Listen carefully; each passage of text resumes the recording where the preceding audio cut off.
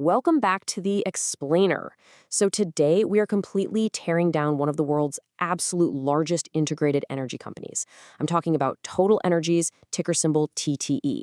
Now, on the surface, this massive energy giant, it looks completely unstoppable. But if you actually dig into the numbers, which, we're going to do, you uncover a really deep, highly conflicting valuation controversy. We're going to apply some strict, legendary investing frameworks to find out the real truth here. So let's just dive right in. Okay, here's our quick roadmap for today. Number 1, the valuation controversy. 2, some hidden red flags. 3, the hidden green flags. 4, what I call the guru gauntlet. And 5, our final verdict and key catalysts to watch. All right, section 1, the valuation controversy. Is it a value trap or a strong buy? This right here is the central mystery we really need to solve today. Is TotalEnergies a value trap, or is it a pounding the table strong buy?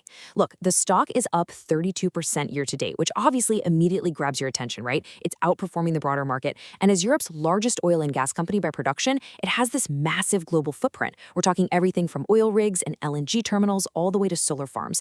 So for anyone looking to just park some capital in a nice, stable yield, this looks incredibly tempting. But beneath that 32% run-up, there are some severe conflicting metrics that we absolutely have to untangle. Because the conflict in this data is literally striking. On one hand, we have these incredibly attractive metrics, a juicy 5% dividend yield, a price-to-earnings to growth or PEG ratio of just 0.72, and a massive $33 billion in operating cash flow. Sounds like the ultimate energy stock, right? Well, hold on. Look at the other side. We have some seriously ugly metrics staring right back at us. We're talking 3 consecutive years of revenue decline. And when you apply strict intrinsic value formulas like the Graham number, it's flashing red, basically screaming that the stock is actually overvalued. Moving to section 2, hidden red flags. This is exactly what the mainstream media is missing. The media absolutely loves to focus on earnings beats, but I want you to look at this trajectory. It's a stark 3-year revenue contraction. Back in 2022, they brought in an incredible $263 billion. Awesome. But in 2023, that dropped 17% down to $218 billion. Then in 2024, it fell another 11% to $195 billion. And get this, the projections for 2025 show it dropping another 7% down to $182 billion. Look, if you are generating less revenue every single year, that is a glaring structural top-line problem. Which brings us to this specific number right here, $77.20. This is TotalEnergies' Graham number. Now, if you're not familiar, this is a conservative metric used to calculate intrinsic value based on earnings and book value. So what's the problem? Well, the current stock price is sitting around $84.74. That means it's trading above Benjamin Graham's strict intrinsic value estimate. The price-to-Graham number ratio is currently 1.15, which is well above its historical median and actually sitting near a 13-year high. And guys, the red flags really don't stop there. Guru Focus calculates the GF value at just $58.64, which suggests the stock is significantly overvalued by about 35%. Next, we have to look at the negative net current asset value of negative €32.36 per share. For conservative Graham-style net investors, this is basically a fatal flaw. Why? Because current assets don't exceed total liabilities. There's literally zero liquidation buffer here. Meaning, if the company went bankrupt tomorrow, its liquid assets wouldn't even cover its immediate debts. Yikes. And if we look at other models like a reverse DCF, it tells if the market is pricing in growth that completely conflicts with this declining top line we just talked about.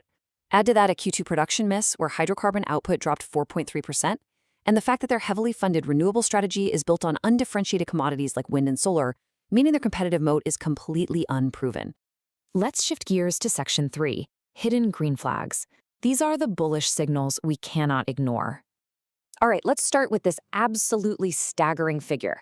TotalEnergies is a pure cash printing machine. They're generating $33 billion in operating cash flow and $13.5 billion in free cash flow, with over $31 billion just sitting in cash on their balance sheet. To put that in perspective, the crucial takeaway here is this. They completely fund their own growth, they pay out their dividends, and they buy back stock without needing to rely on any external capital whatsoever. That is huge. Another major green flag, stability. TotalEnergies has a 5-year beta of just 0.06. Now, beta basically measures volatility relative to the overall market. So a beta near zero means this stock is virtually uncorrelated with broader market swings. If the market tanks, this stock kind of just does its own thing. So for an investor looking for stability and real portfolio diversification, getting a 5% dividend yield with almost zero market correlation is just highly, highly desirable. Now let's look at some of the other exceptional bullish signals. The PEG ratio, which again measures price and earnings against growth, is a fantastic 0.72. Anything under 1.0 is generally considered a steal. We also see a massive cyclical earnings rebound projected for the first half of 2026, with net income expected to jump 72%. The enterprise value to EBITDA ratio is a highly compelling 4.86x. And when we actually build out a base case, discounted cash flow model, factoring in this projected earnings rebound and a standard weighted average cost of capital, the fair value per share actually implies an upside. This aligns perfectly with Wall Street's $95 average price target. Oh, and other models, like the dividend discount model, they also flash green, thanks to that highly secure payout we mentioned earlier. Furthermore, their transformational renewable strategy is honestly highly sophisticated. They are actively trying to build a future beyond just oil and gas by acquiring Shell's onshore renewables business in Europe. And at the exact same time, they sold a 50% stake in another portfolio to KKR. So this isn't just mindlessly throwing money at green energy, it's really smart, targeted capital recycling. All right, it's time for Section 4, the Guru Gauntlet. We are testing TTE against the absolute titans of investing. So let's get these titans in the ring. When we run this data through their respective frameworks, each legendary investing style interprets it quite differently. For Benjamin Graham, it's a hard pass due to a lack of a margin of safety. For Peter Lynch, it's cautiously positive because the growth metrics are there, but the cyclicality is a major concern. And for Warren Buffett, it's sort of a partial fit. He absolutely loves the cash flow, but he really hates the lack of an economic moat. Let's break down exactly why. First up, the father of value investing himself, Benjamin Graham. Let's run his defensive checklist. Is the PE under 15? Yes, it's 10.6. Is the price to book under 1.5? Yes, it's 1.47. But is the price below the Graham number of $77.20? Nope. Is it below the GF value of $58? Definitely no.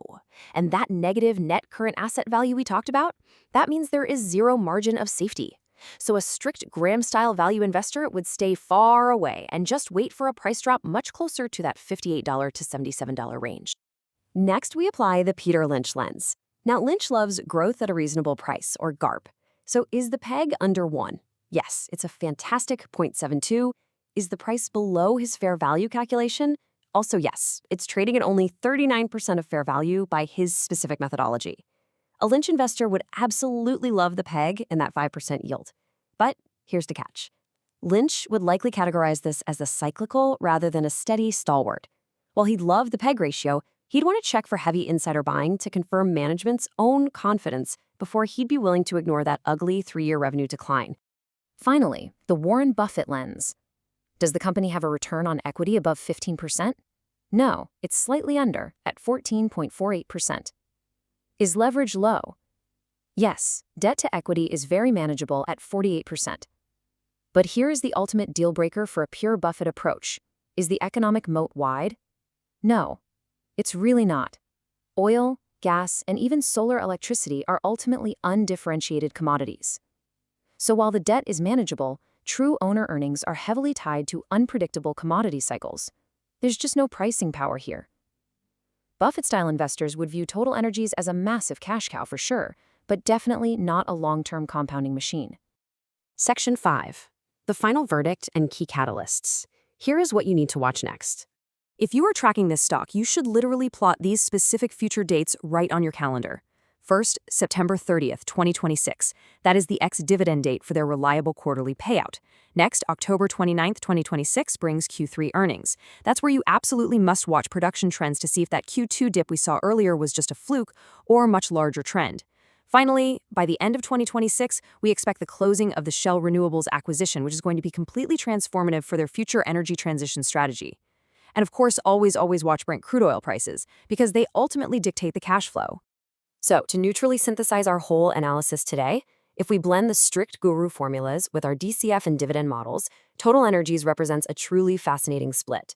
For income investors, that 5% yield and the massive cash flows are a pounding the table buy. But for strict Graham or Buffett value investors, the lack of a true moat and missing margin of safety make it a hold at best. It is a high-quality cyclical for sure, but it's not a true compounder. Which leaves us with this final, critical thought to ponder. Will TotalEnergies' aggressive renewable strategy finally create a durable pricing power moat? Or is that attractive 11-by PE ratio actually just a value trap for a commodity business that's suffering from 3 straight years of declining revenues? It is a fascinating standoff between commodity risk and dividend yield. Thank you so much for joining me for this explainer. Keep doing your homework, keep analyzing those numbers, and as always, stay curious.